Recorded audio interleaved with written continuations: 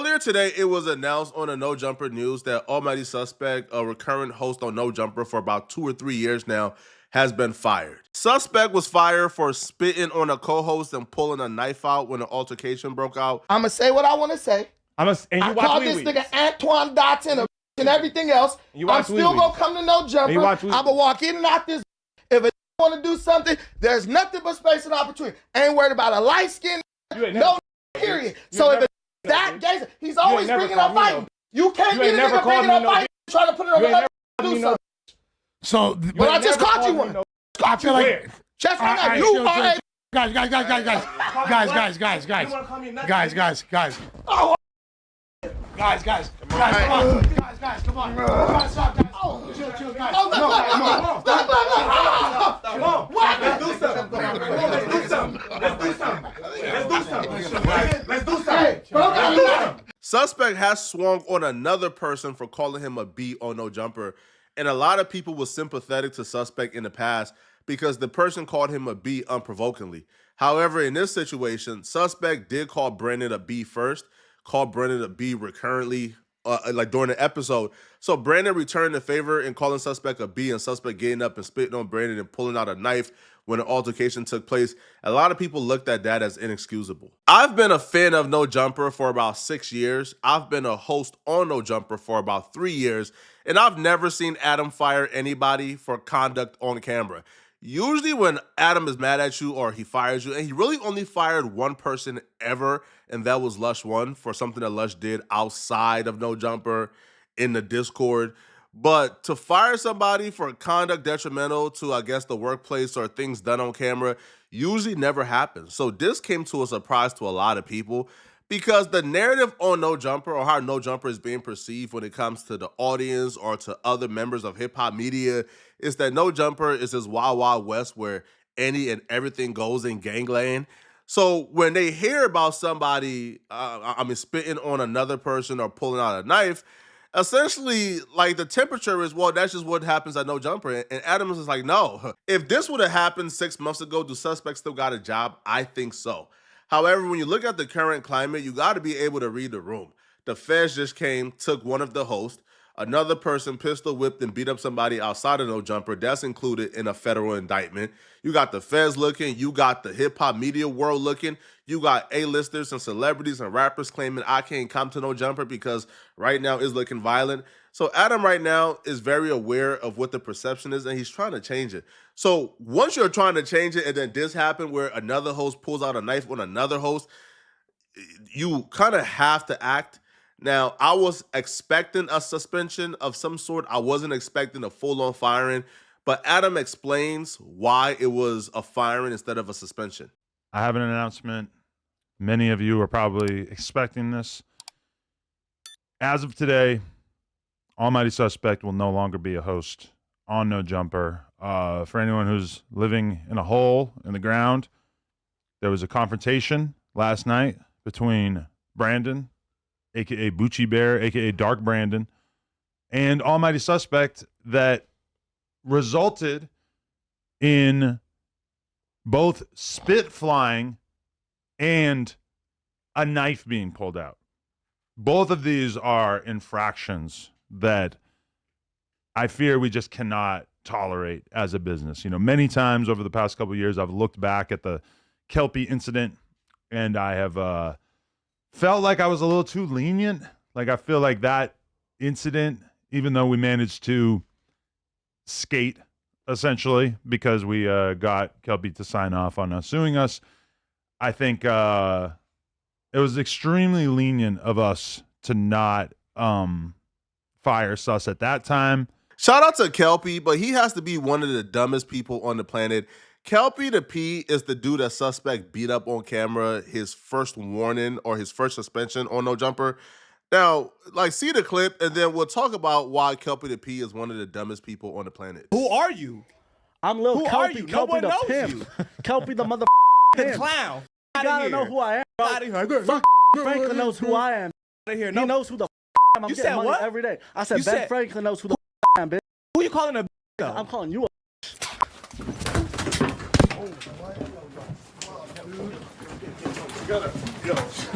Looking back now, I can call Kelpie an absolute idiot, like a moron.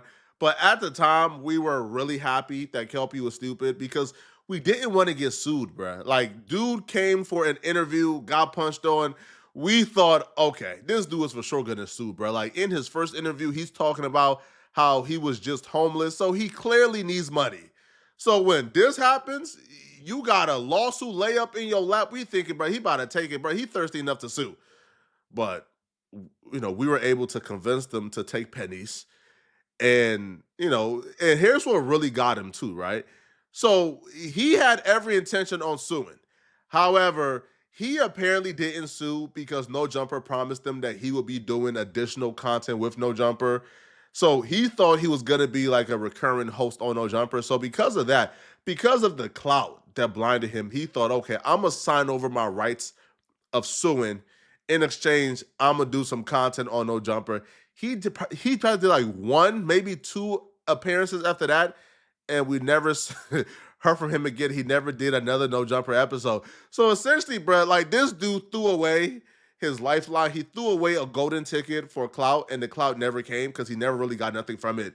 Like when we look back and we see that Cassie got $10 million from the hotel that Diddy apparently beat her up at, $10 million.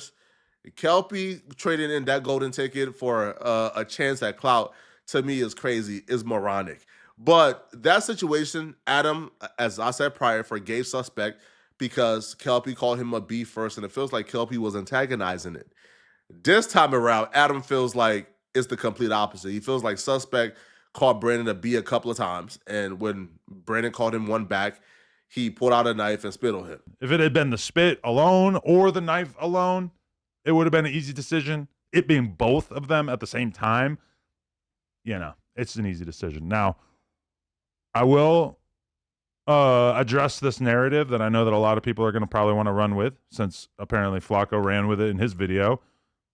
Lush, do you feel like you're at fault? Not at all.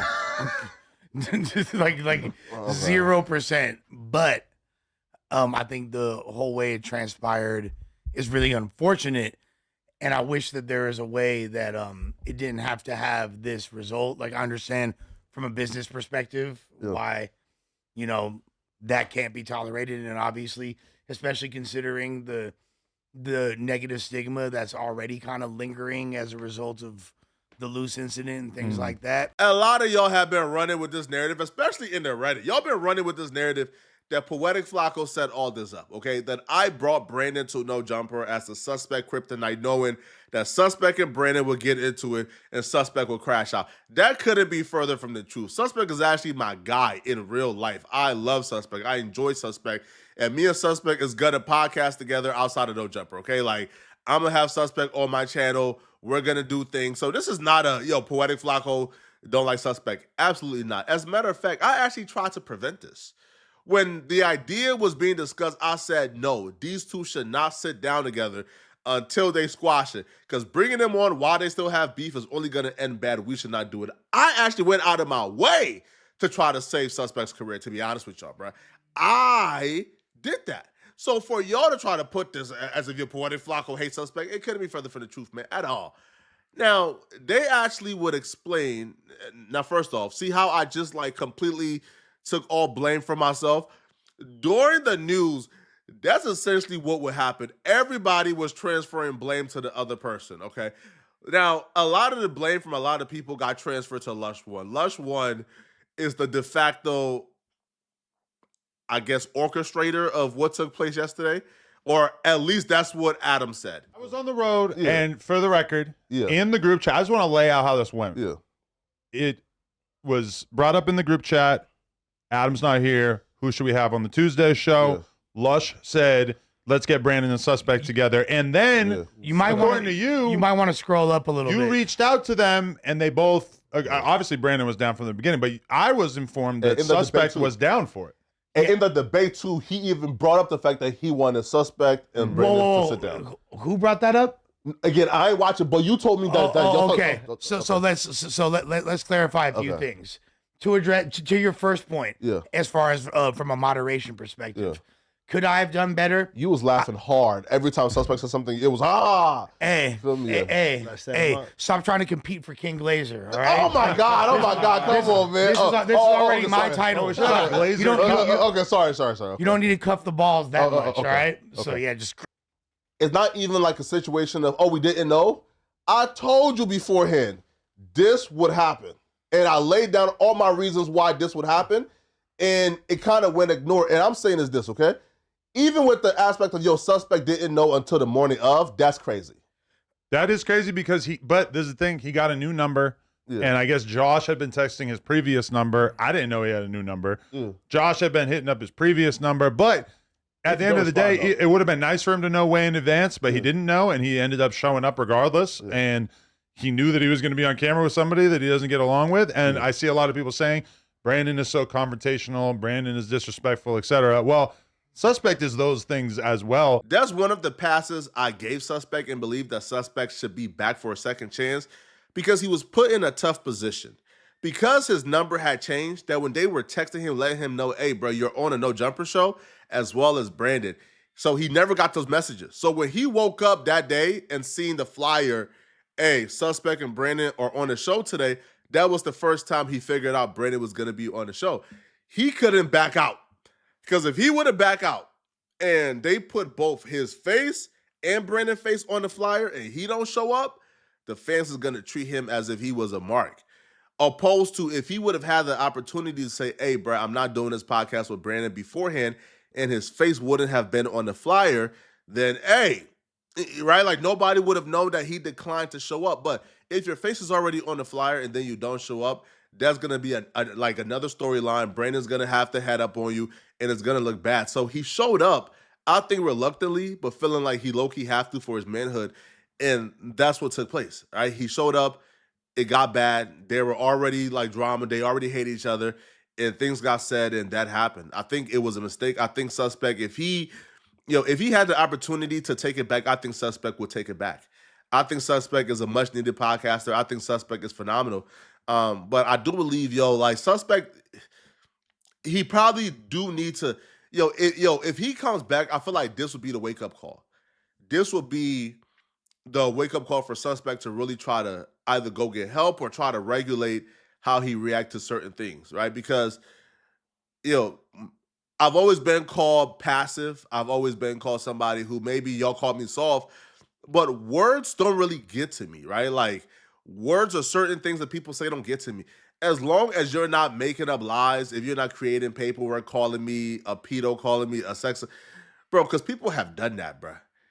Right, people have done that, and I've called them out, and then they take take down the video. But people have literally on YouTube created fake paperwork, like saying that I have a case that I don't have. I've never been to prison, bro. Like I've never, no, bro. Like I'm not a criminal, homie. Right, but people would lie and say, I have a federal case, bro. I've never been to prison, bro. Like cut it out. Right, so maybe that would piss me off. But things like the B word or things like calling me soft or calling me out of my name. It's whatever, bro. That can't make me crash out. So I do feel like if suspect is able to come back, if he gets unfired or gets rehired, or maybe comes back and work for free, I feel like suspect will treat this as, as a wake-up call, and he would probably seek help to regulate his emotions, But y'all let me know in the comment section, do you guys believe that suspect should have been fired from what you saw? Let me know, man. And if you're still watching, click on this video right here to see my initial reaction to the fight, I think minutes after it took place, or to the altercation between suspect and Brandon minutes after it took place, okay? So click on this video right here to see my full reaction to their altercation. I'm gonna see you guys in this video somewhere on my screen. Out of here, folks. Peace.